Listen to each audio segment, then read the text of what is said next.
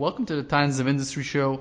I have a great show for everyone today. I'm really excited because we're speaking with Mark Leibovitz, and Mark is from vrtrader.com. The website is leibovitnewsletters.com, and it's a paid newsletter company. And Mark is one of those people that is a chief market strategist at vrtrader.com, but his resume is just incredible in terms of market timing, in terms of his proprietary systems. He's published on many big outlets like CNBC, BNN in Canada, and Bloomberg, Barron's, Wall Street Journal. I mean, the list goes on and on. I'm very proud to have him on the show because we're going to pick his brain on what I call the Holy Trinity, which is cannabis, natural resources, and the blockchain crypto space. So these are the three sectors that I like because they're on the fringe industries. Many institutional investors, many billionaires cannot invest in small cap companies, and it's because they're too big. And I love that because it allows us to be sixth gear investors, which basically means that we can do everything the billionaires do, but we can do one more step, and that is to invest in these more speculative industries that are smaller and don't receive a lot of institutional attention. Mark, happy to have you on the show. How are you? Great. Thanks, Lior. Thanks for having me. And, all those credentials you read off, I've been doing this for 40 years, so, things build up over time. So, and I call myself a survivor because I'm still doing it. So thank you for the accolades. Hey, 40 years been trading, and I'm almost 34 years on this planet. So we do have an age difference, and I love that because I get to hear your perspectives about everything that you've seen over the past 40 years in the market. I mean, this goes back to 1978, so that's amazing. Let's start with gold. What the heck is going on? I personally, as we're doing this interview on the 7th, I just bought 50 ounces of gold eagles just because the price is solid and I wanted to add more to my long-term allocation of this chaos hedge. My goal is definitely not to become wealthy by owning physical precious metals. It's just to have enough physical ounces so that if anything ever happens with the US dollars or euro or any currency crisis, I have enough. But I want to ask you overall regarding market timing and sentiment and where we're going with gold. What is going on with gold and silver right now? Well, the big problem with gold, and that's good friends, Bill Murphy over at GATA.org, GAT.org, and for about 25 years, they've been documenting the gold suppression that has been underway by governments around the world.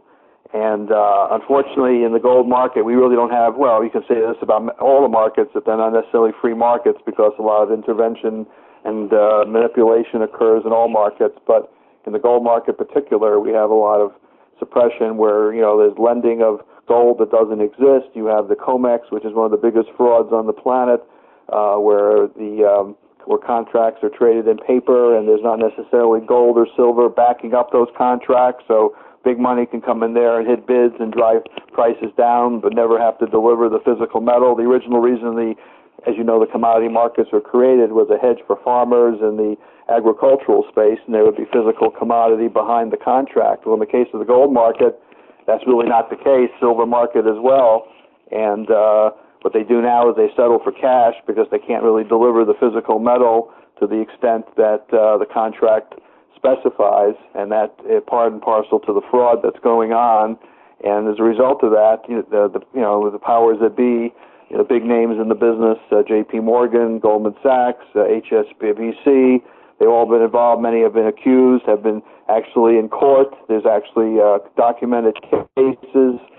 Tons of stuff. We could spend 2 hours on the subject, but the real experts are my friends over at GATA, and they could document hundreds of instances where this is happening. And so when you ask me about gold and silver, I'm asking the question is, how is this market going to do well and perform in a natural, supply and demand situation when it's being manipulated and suppressed? So I think on a short-term basis, as a trader, there's always opportunity because markets move around.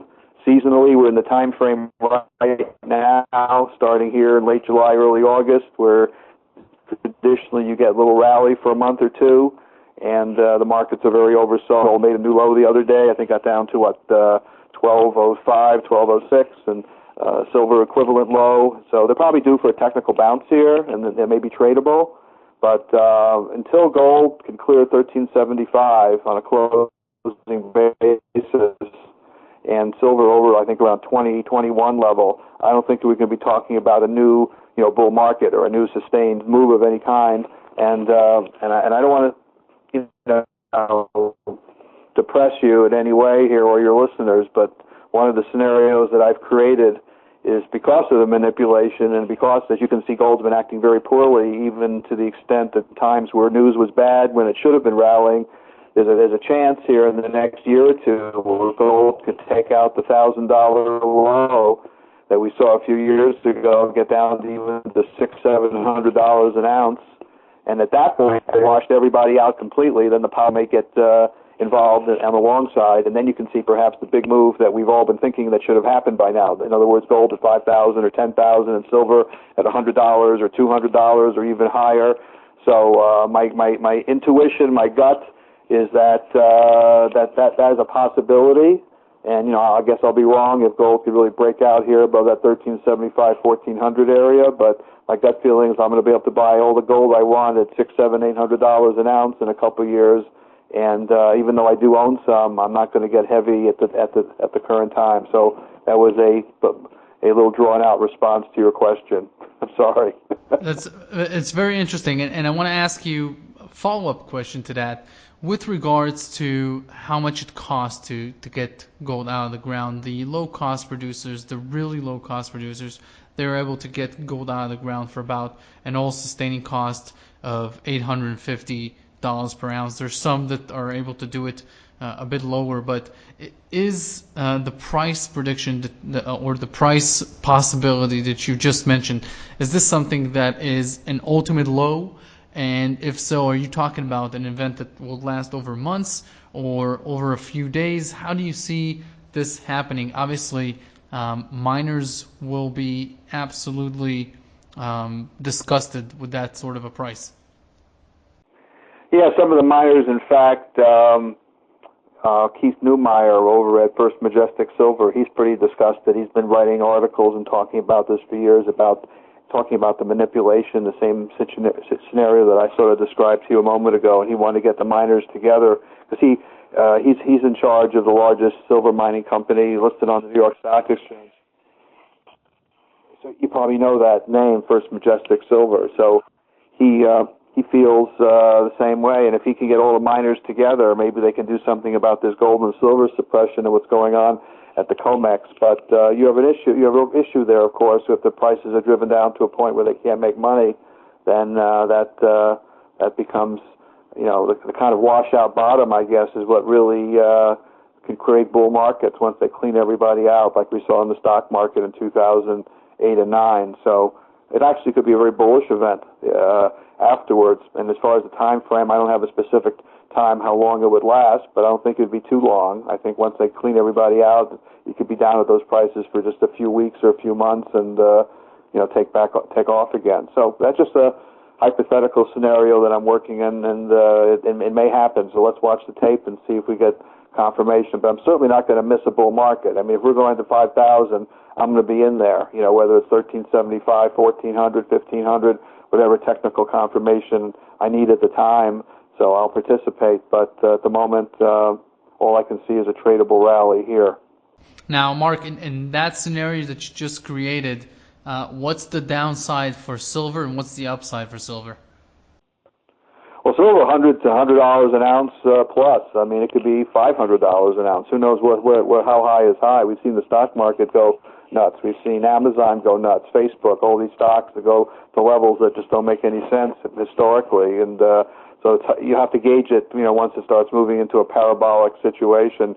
On the downside, it's tough to call silver. I have to see where gold's trading, but certainly I would think it would be in the $5 to $10 range, somewhere in that range, if we're going to start seeing gold down at $600, $700, $800. So that's sort of my gut feeling. But maybe silver will diverge positively and be stronger than the metal. Now, of course, this doesn't necessarily apply to platinum and palladium. They have their own markets.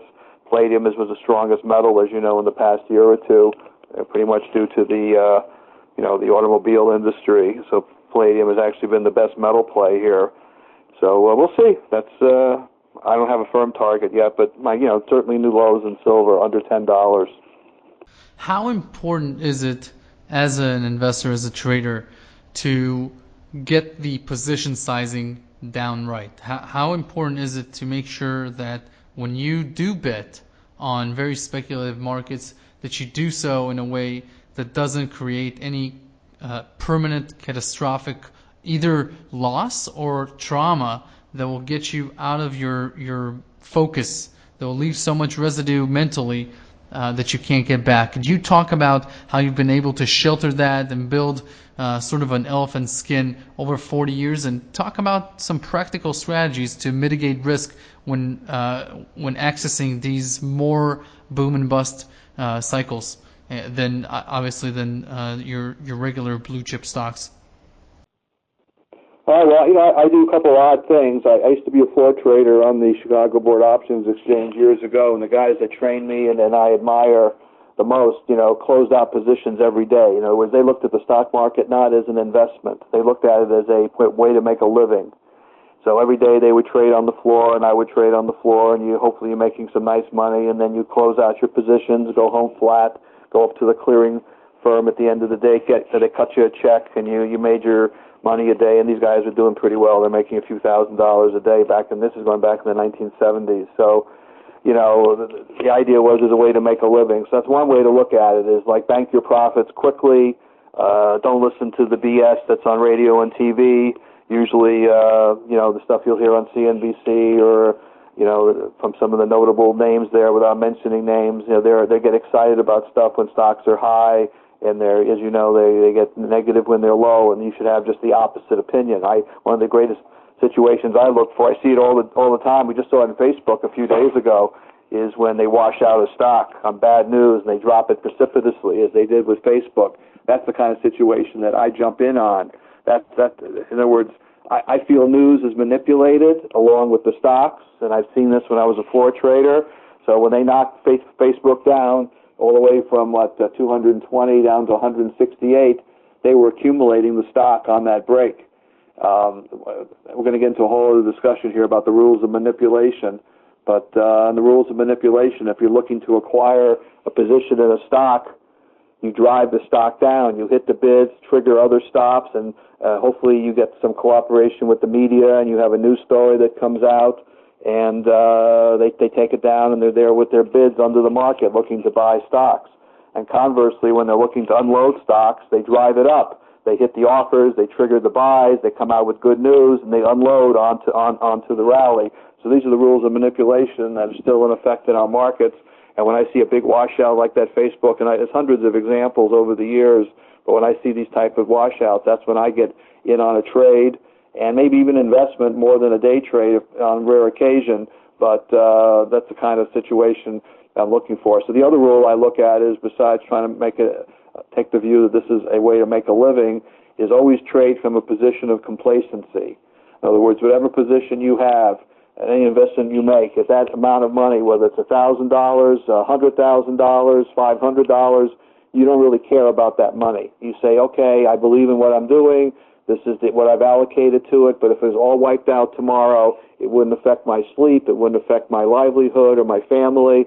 And that's the second key rule here, is always trade or invest in a position of complacency, where if you lost it all, it wouldn't hurt you. Now, of course, a lot of people are maybe fully invested in the stock market, have all their money in a 401k invested in the overall market. And if there's a crash, obviously, they're going to lose, 30, 40, 50% of their money.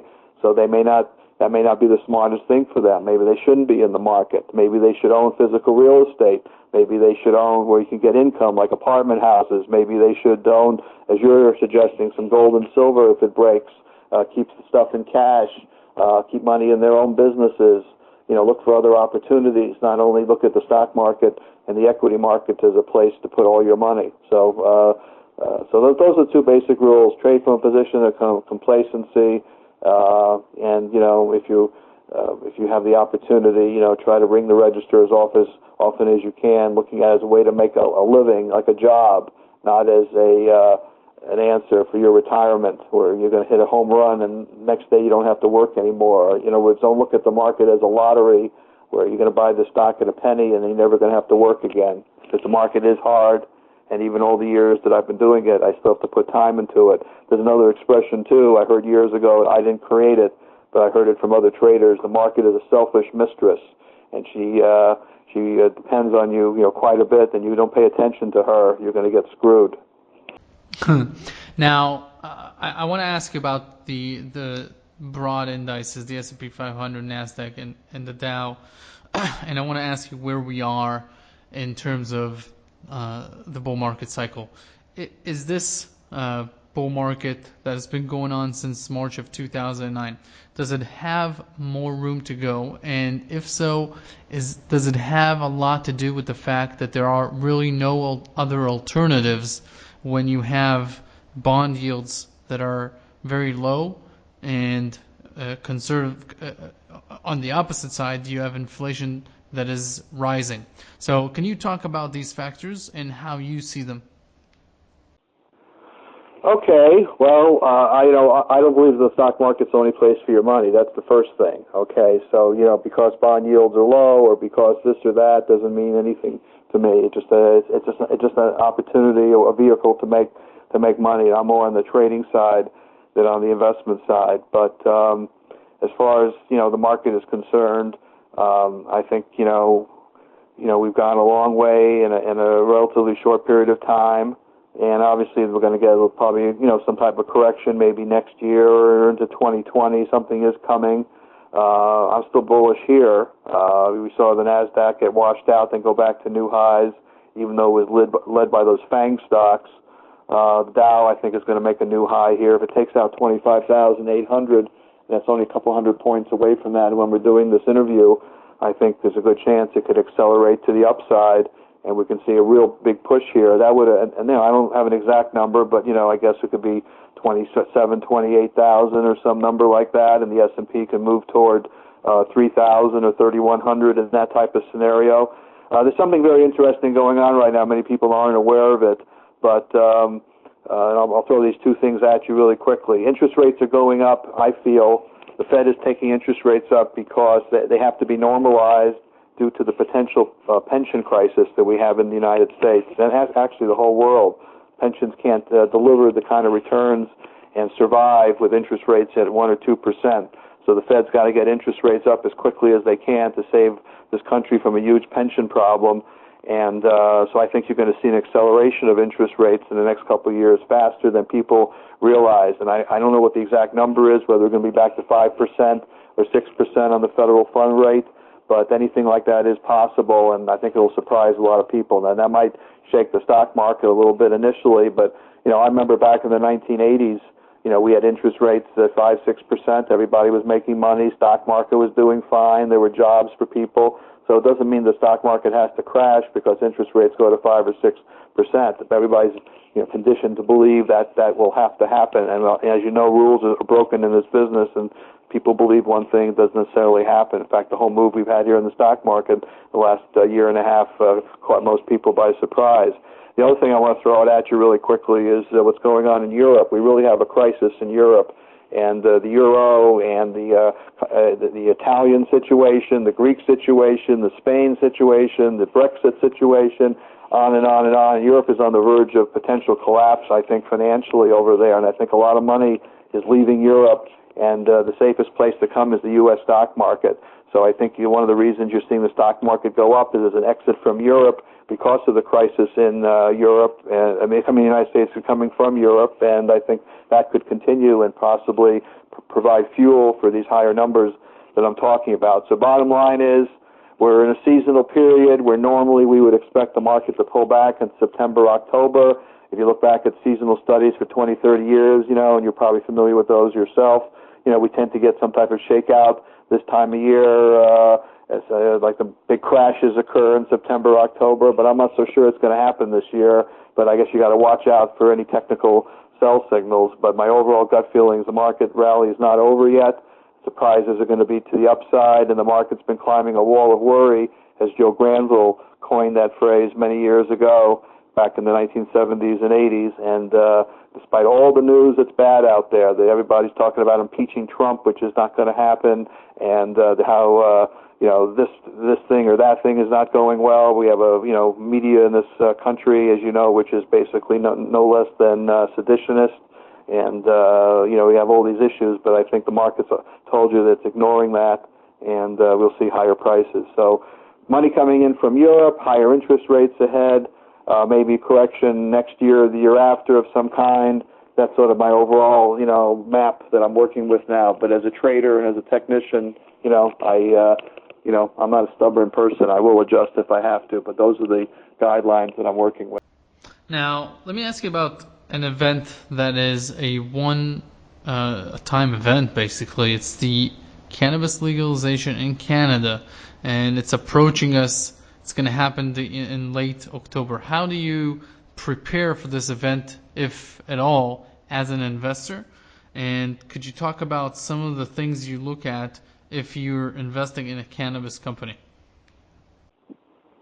Well, you picked the right spot, Canada, because that's, they have all the money in the world up there, and they're also international, for the most part, international companies. They're not just limited to Canada, and they've got a real head start on the U.S. companies, which unfortunately have been held back with the federal law situation. So, they have a lot of consolidation, mergers occurring, and I think there's, a lot of good news ahead. The cannabis stocks, as you probably know, marijuana stocks have been really volatile. I've been tracking them since the end of 2013, early 2014, and big swings in it. You have to be prepared for the volatility, but on any big washout, I would be a buyer. It's a multi-billion-dollar industry, and it's more important than that. The medical benefits of marijuana and cannabis are extraordinary. The pharmaceutical companies are chewing at their bit because they understand that marijuana can't kill you the way all the other drugs can, and marijuana has a lot of potential benefits, replacing a lot of other drugs that are on the market. So, the upside is going to be, it just becomes greater as more and more people demand, marijuana for everything from cancer treatment to pain issues, and CBD and THC and all those various components has to be all factored into it, because some people need THC even though they're selling everybody on the CBD story. There actually is need for some THC. It's like saying, do you want a strong medicine or a weak medicine? So a lot of this is political right now. But to answer your question, you have to be selective. They're blue chip names. The biggest name you have to own is GW Pharmaceutical, which is pulling back here in recent sessions. It's around $125 a share. This is the big company. They got approval for, FDA approval on their Epidiolex, and they already have approval in Europe for Sativex, and there's a whole bunch of stuff in the pipeline for them. So they're ultimately going to be bought out probably by one of the big drug companies. And there's, I follow 100 names, so obviously we can't go over all those, but that's sort of the blue chip name. And in Canada, the blue chip name is Canopy Growth, which I'm sure you're familiar with. It's trading around $25 a share. I like to buy it a few points lower since it had a big run, but I don't think the stock is done. It could be $50, $60, $70 in the next couple of years, if not higher. And I'm impressed by their ability to expand their business internationally, not just be limited to Canada. And these that's two names. But if you go to my Cannabis Vice newsletter, you'll see tons of them out there. We trade a lot of these names. There's Afria, there's Aurora Cannabis, other blue chip names like that. But there's also small names out there that have done well as well. So I don't want to, like I said, I could read off a list here, but I think it'll be confusing. I think it's better you just look at the big names. And one other final comment I would make is that, you don't have to pick the stocks. There are ETFs available. You have the HLMSY or HLMSY is the NASDAQ symbol, but it's HMJJ up in Canada, and that's the big marijuana ETF. And then you have the other one, ticker symbol MJ, trading here on NASDAQ, which gives you some diversification. So I think it's HMMJ in Canada for the marijuana up there, and the U.S. symbol I think is HMLSY. I'll have to double check those for you. And then you have the MJ. So one thing to do is consider buying one or both of those ETFs and get some diversification rather than pick the only stock. So there's action out there, no question about it. I've traded them for 4 years and have done really well. Canopy Growth, I originally bought at $2, got as high as I think 38, and now it's in the mid 20s. So they're great trading vehicles, and if you want to be an investor, I'm thinking out loud here, probably the best place to go would be the ETF. Now, let me ask you about the other very, very important trend that we have, and that is blockchain technology and cryptocurrencies. Last year was just an incredibly abnormal occurrence with what happened with the markets. Just unbelievable. And now this year, we've seen the market come down to earth, and we're looking at the market, and it's growing, and it's developing, the cryptocurrency market. And unrelated to it is blockchain technology, which is used for many other use cases apart from cryptocurrencies. How do you position in those two sectors? Okay, well, fortunately for your listeners, and I have to say we're going to be right all the time, but we created our own letter for this space, the VR crypto letter, and we started it about 3-4 months ago because of all the demand that we offer some input into this area. And the problem with the cryptos is I don't have all the volume figures and the technical details that you have trading stocks, so it was a little more difficult. But we put together a letter anyway. We track GBTC, which is the Bitcoin Investment Trust, which tracks pretty closely, not exactly Bitcoin, and then we follow some of the stocks that are in blockchain and in the crypto area. So the letter sort of combines ICOs that are coming, some blockchain companies, discussion about the top cryptos from Bitcoin down to Litecoin and Ethereum and so forth, and those are discussed, and we have like a little model portfolio in there. There's no question about it. This is the future. I mean, think about it. You talk about other places for your money. The banking system is not necessarily safe. Banks could close tomorrow. You don't have access to your money. It's happened before. It happened in Cyprus a few years ago, where they confiscated money from people. It could happen here in the United States. So the whole development of a cryptocurrency, I think, is a flight to safety on the part of people that are looking for an alternative, way of doing transactions. The blockchain, of course, as you know, can be applied everywhere, not necessarily to the cryptocurrency market. So there's no question about it. There's opportunities. We're trying to track some. We do it in the VR crypto letter. As far as an opinion about the current market, they washed everybody out of Bitcoin. Just about everybody thinks it's going to zero. And I share a little different view. I think there's a chance that we've seen the correction and Bitcoin could take off again. Like anything else, we have to overcome certain resistance levels, but it wouldn't surprise me if Bitcoin, is higher than $20,000 at some point in the next, couple years, or even much higher than that, just because nobody believes it anymore or they think it's over for Bitcoin. But I'm not invested for that. I'm just saying I trade it. But my gut feeling is the bearish sentiment is so extreme, not only for Bitcoin, for a lot of the cryptocurrencies, that to me is bullish confirmation that things are going to get better and things are going to go higher.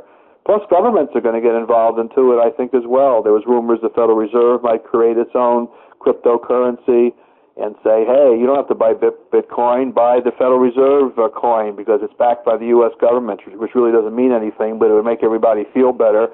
Unfortunately, that means they want to track everybody, and that's what that's all about. Is privacy has gone down the sewer.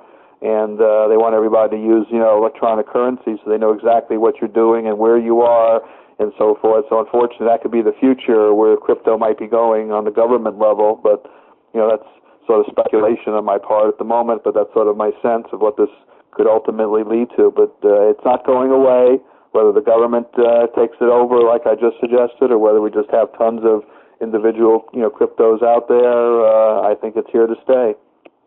Now, Mark, where can people access your newsletters if they wish to take a closer look? Go to vrtrader.com. That's VR, Victor Robert. VR, by the way, stands for Volume Reversal. That's one of my technical tools that I created, and is one of my primary trading tools. For looking for opportunities. And if you're a technician and you subscribe to one of three platforms, TradeStation, Metastock, or eSignal, which is three big platforms out there, my VR indicator is available on those platforms. You have to pay a little premium to get them each month to put them up on your chart. But if you're purely technical and you want to see my volume reversals at work and pull up any chart and see the little signals that are generated, you would go to, like I say, either Metastock, TradeStation, or eSignal. And if you go to my website, you can click on the information there. They'll direct you accordingly. At vrtrader.com, you'll see all our newsletters listed. We have a special that we're doing for the next 30 days where you can get the crypto letter, the cannabis vice letter, and I think it's the gold letter, all three for $50 for just for 1 month, just as a special, just to get you to see the kind of stuff we do. So check it out. It's vrtrader.com. Hey, Mark, thank you very much for taking the time, and this was a great interview. Thank you. My pleasure. Thank you for having me.